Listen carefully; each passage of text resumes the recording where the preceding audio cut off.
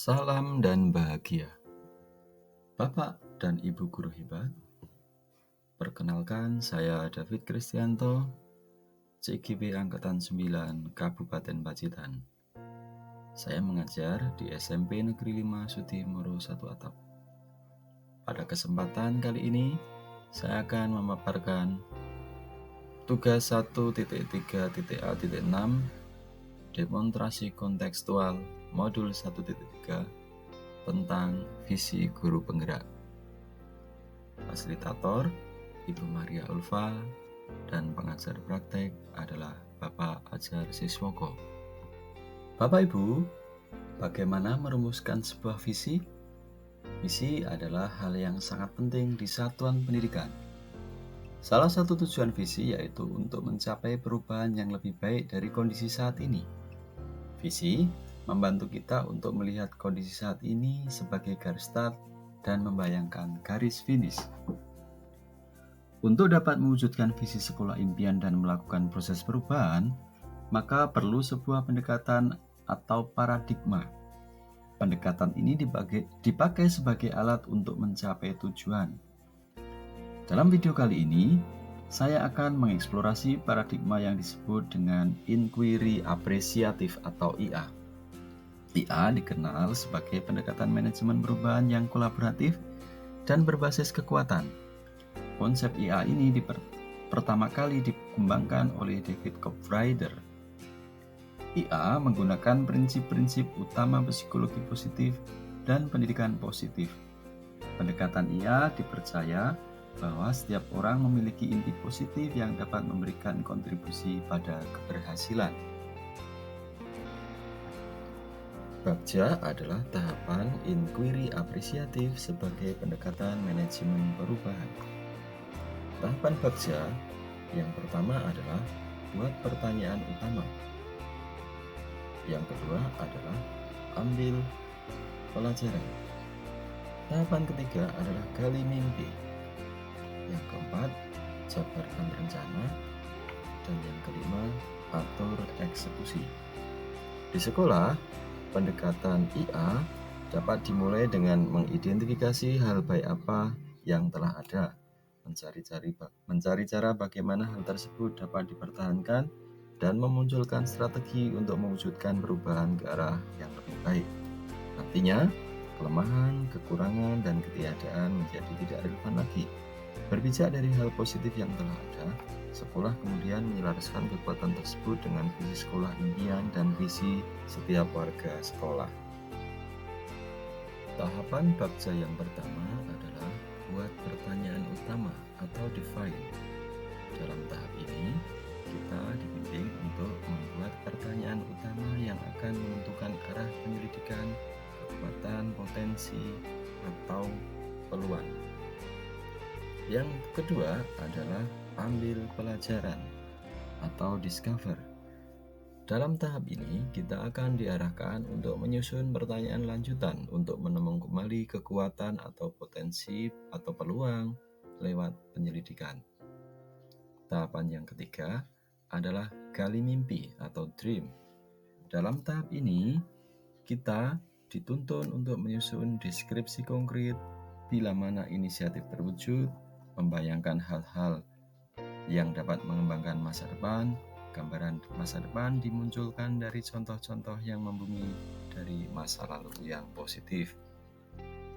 Tahap ketiga adalah jabarkan rencana atau desain. Dalam tahap ini, hal-hal yang dilakukan adalah mengidentifikasi tindakan konkret yang diperlukan untuk menjalankan langkah-langkah kecil, sederhana yang dapat segera dilakukan. Tahapan terakhir adalah atur eksekusi atau deliver. Dalam tahap ini, kita dituntun untuk menentukan siapa yang berperan dalam mengambil keputusan. Tahapan lain dalam menyusun visi sekolah adalah kita harus memperhatikan mental prakarsa perubahan. Mental prakarsa perubahan ini bisa diakronimkan dengan ATAP atau ATAP. Penjelasan yang pertama dari ATAP yaitu A, awal atau aset. Di sini yang ingin saya jelaskan adalah aset yang dipunyai oleh sekolah. Yang pertama, murid punya kemampuan akademik. 2. Sarpras yang memadai. 3. Tersedia Chromebook. 4. Ada jaringan internet. Dan yang kelima, punya akun belajar ID. 2. Tantangan. Tantangan yang ada di sekolah kami adalah yang pertama, murid kurang percaya diri. 2.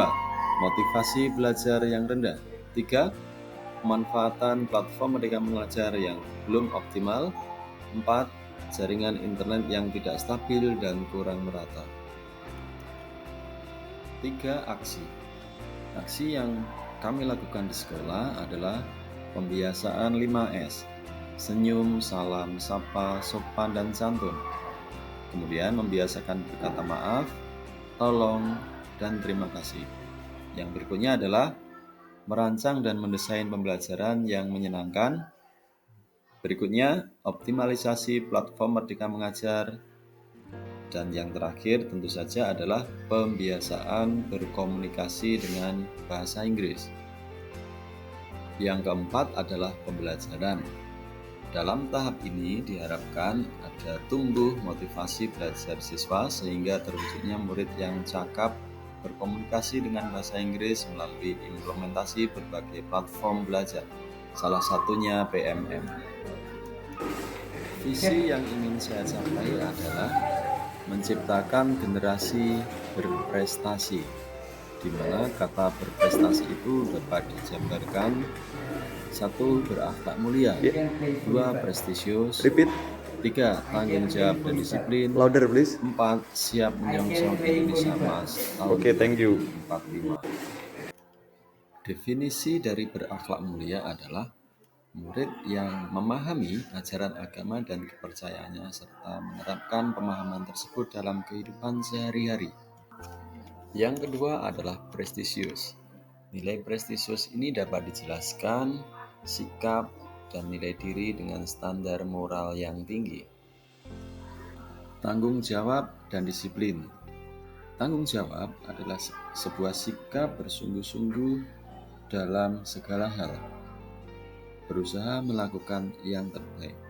Sedangkan disiplin merupakan tindakan yang menunjukkan perilaku tertib dan patuh pada berbagai kesepakatan yang telah ditentukan. Yang terakhir, siap menyongsong Indonesia Emas. Dalam sebuah acara Indonesia Emas 2045, Menteri Perencanaan Pembangunan Nasional Suharto Manoarfa menjelaskan bahwa Indonesia Emas adalah negara Nusantara berdaulat, maju, dan berkelanjutan. Prakarsa perubahan yang ingin saya angkat adalah meningkatkan rasa percaya diri dari dimensi mandiri profil pelajar Pancasila pada murid di SMP N5 Sudimoro agar berani berkomunikasi dengan bahasa Inggris. Dengan prakarsa perubahan meningkatkan rasa percaya diri dimensi mandiri profil pelajar Pancasila pada murid di SMP N5 Sudimoro agar berani berkomunikasi dengan bahasa Inggris, tahapan Bagja bisa disusun sedemikian. Yang pertama, buat pertanyaan utama. Pertanyaannya adalah, apa yang harus saya lakukan agar murid mempunyai rasa percaya diri dalam berkomunikasi dengan bahasa Inggris? Tindakan atau penyelidikan. 1. Melakukan pemodelan dengan memulai diri untuk berbicara bahasa Inggris. 2. Melakukan pembelajaran yang inovatif. 3. Bersikap ramah, komunikatif, dan perhatian, tidak pilih kasih, konsekuen, dan akrab dengan siswa. Tahapan Bagja yang kedua adalah ambil pelajaran atau discover. Dalam tahapan ini, pertanyaan yang muncul adalah, aktivitas apa saja yang bisa dilakukan untuk meningkatkan rasa percaya diri murid? Kedua, bagaimana peran saya sebagai guru untuk meningkatkan rasa percaya diri murid agar berani berkomunikasi dengan bahasa Inggris? Yang ketiga, keterampilan apa yang saya butuhkan untuk menumbuhkan suasana kelas yang menyenangkan bagi murid? Yang keempat, siapakah rekan sejawat yang bisa saya ajak berdiskusi tentang upaya meningkatkan keberanian berkomunikasi dengan bahasa Inggris terhadap murid, jawaban atau tindakan yang dilaksanakan adalah 1. Menerapkan model dan strategi pembelajaran yang interaktif. 2. Ketika ada murid yang melakukan kesalahan, tidak memarahinya, namun menegurnya dengan kalimat yang baik dan memberi contoh dan motivasi. 3. Keterampilan komunikasi yang efektif dan menyenangkan, banyak melakukan umpan balik, banyak menyisipkan cerita yang inspiratif. Tahapan yang ketiga adalah gali mimpi atau dream. Pertanyaan yang muncul adalah, apakah tindakan yang dilakukan agar murid berani berkomunikasi dengan bahasa Inggris? 2. Apa hal-hal baru yang saya bayangkan terjadi ketika murid mempunyai kepercayaan diri untuk berkomunikasi berbahasa Inggris? 3. Bagaimana perasaan saya dengan memiliki murid yang percaya diri dalam berkomunikasi dengan bahasa Inggris? Tindakan atau penyelidikan yang bisa dilakukan adalah yang pertama, memodelkan cara berkomunikasi dengan bahasa Inggris dengan tujuan ada perubahan yang dari skala kecil, yakni dari kelas. 2. Suasana belajar di kelas sangat menarik dan interaktif sehingga murid terpacu untuk tambah semangat belajar. 3. Mendorong murid untuk mengikuti kompetensi, misalnya storytelling competition dan English debate competition. Tahapan yang keempat adalah jabarkan rencana. Pertanyaan dari tahapan ini misalnya, 1. Apa langkah yang bisa dilakukan untuk mewujudkan murid yang percaya diri dalam berkomunikasi dengan bahasa Inggris? 2. Berapa lama untuk mencapai visi tersebut? 3. Apa tindakan yang bisa mendukung usaha mencapai visi tersebut? 4. Bagaimana mengukur kemajuan dan melanjutkan langkah tersebut?